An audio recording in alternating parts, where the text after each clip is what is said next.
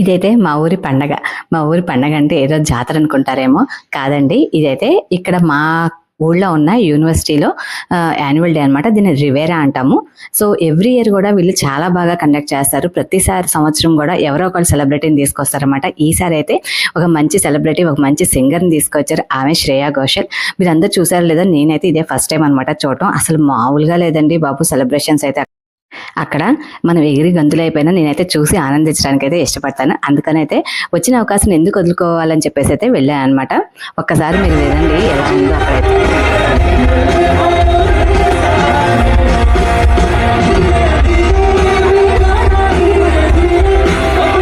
So నేనైతే ఒక 2 hours అయితే అక్కడికి వెళ్ళేసి హ్యాపీగా స్పెండ్ చేసి వచ్చాను. చక్కగా ఒక శ్రేయా ఘోషల్ అనే ఒక సెలబ్రిటీని చూసి వచ్చాను అనమాట. మంచి సింగరు.